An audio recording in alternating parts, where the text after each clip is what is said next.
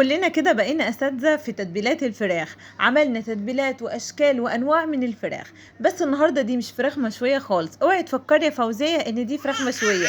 عارفين دي فراخ بتتبيله الكزبره، حاجه كده اللهم بارك تفتح النفس، يعني حصري والاول مره هتلاقيها في مطبخ ايمي. عايزه اقول لكم كده اللهم بارك مش هتبطلي تعمليها. يلا كده اقولك على مقاديرنا وتتبيلتنا اللي زي القمر زيك. يلا بينا. وقبل ما ابدا الفيديو ما تنسينيش في لايك حلو وكومنتات كتير، واهم حاجه كده اللي يجرب الوصفه ينزل يكتب لي في الكومنتات. كان عندي فرخه كده حلوه ومبقلظه، بدات كده افتحها من الصدر علشان انا عايزه اتبلها وادخلها في الفرن كده وتستوي يبقى طعمها قمر زيك. بعد كده ما بدات افتحها من سلسله الظهر هبدا كده اتبلها، وطبعا غسلينها ومنضفينها، وكلنا كده شاطرين وبنعرف نغسل الفراخ.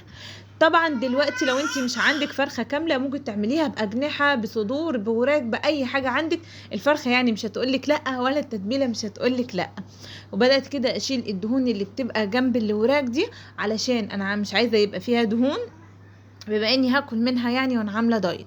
تعالوا كده ندخل على التتبيله ونشوف تتبيلتنا القمر.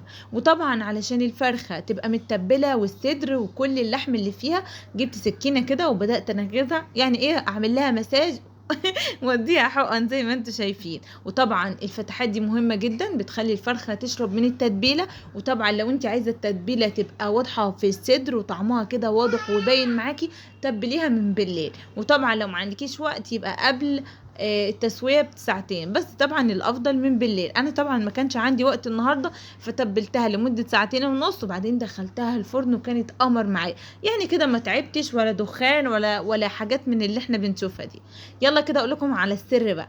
عندي كده في الخلاط حزمه كده حلوه من الكزبره. عايزه اقول لكم احلى والذ كزبره دي جات لي، دي من الصعيد يا جماعه، من سوهاج، حد يصدق؟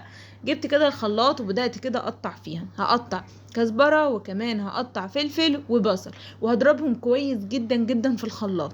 وطبعا لو انت عايزه تبشري البصل ابشريه وتقطعيه، الخضره دي تقطعيها تقطيع ناعم مش هتقولك لا. وكمان الفلفل، لو عندك هريسه شطه حطي معلقه كده هتوديلك الفراخ في حته تاني. بس المشكله ان انا عندي اطفال صغيرين فما بحبش اضيف اي هريسه شطه. ضفت كده ربع كوبايه كده من الميه، وبلاش تزودي الميه، انا عايزه التتبيله بتاعتي ما تبقاش صيصه معايا. هبدا كده اضربها ضربتين كده حلوه في الخلاط علشان تتفرم معايا. ولو عندك كبه اضربيها، بس انا عايزه انعمها خالص فقلت خلاص مش هحتاج الكبه وهعملها في الخلاط. يلا كده اقول لكم على التوابل اللي هنضيفها. شايفين اللون؟ شايفين يا جماعه؟ عايزه اقول لكم في اللحظه دي كانت الريحه تفتح النفس. هبدأ كده اضيف التوابل بتاعتي. عندي معلقة كبيرة من توابل الفراخ، ونص معلقة من الفلفل الاسمر، ونص معلقة من البابريكا، ورشة كده من الملح. بلاش تضيفي بقى توابل كتير لان اصلا الفراخ دي بتبقى بتطعيمة الكزبرة، يعني مش محتاجة اصلا توابل كتير. يعني لو عندك فلفل اسود وملح هتبقى زي الفل. بعد كده ما تبلتها كويس جدا، هبدأ كده ادعك واغلف الفرخة كويس بالتتبيلة اللي انا عملتها. نصيحة بقى، اوعي تضيفي خالص في التتبيلة خل او ليمون، لان الكزبره لما تستوي معانا بيبقى فيها مزازه بسيطه، فلو انت ضفتي ليمون وكمان خل هيبقى فيها مزازه صعبه شويه. فبلاش خالص في التتبيله دي نضيف خل او ليمون. انا طبعا في تتبيلاتي يعتبر جميع انواع التتبيلات بتاعت الفراخ بحب اضيف عصره كده من الليمونه، بتدي تطعيمه حلوه قوي. وبدات كده اغلف الفرخه كويس جدا بالتتبيله من فوق ومن تحت، وطبعا ما كنتش واخده راحتي فقفلت الكاميرا كده وعملت معاها الصح.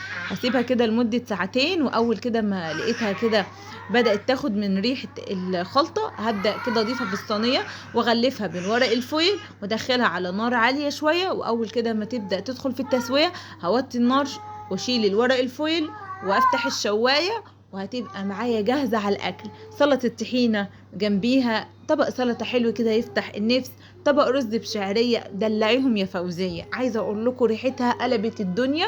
كنت أول مرة أعملها في بيتي، بس الصراحة أنا كنت باكلها في بيت أهلي يعني، بس كل اللي عندي اتفاجأ بريحتها وطعمها. زي ما انتوا شايفين هدخلها الفرن. أخدت معايا بالظبط ساعة الا ربع، وبعد ما استوت معايا شلت ورق الفويل وكانت معايا بالطعامة واللذاذة والشكل ده. يعني كفاية فراخ مشوية بالتتبيلة العادية. جربيها على طريقتي وصدقيني هتعجبك. وفي اللحظة دي نسيت اوريكم الصوص اللي كان نازل من الفراخ والكزبرة بعد ما استوت. انا واحنا على الاكل يعني اخدت طبق من الصوص وكان طعمها حلو جدا.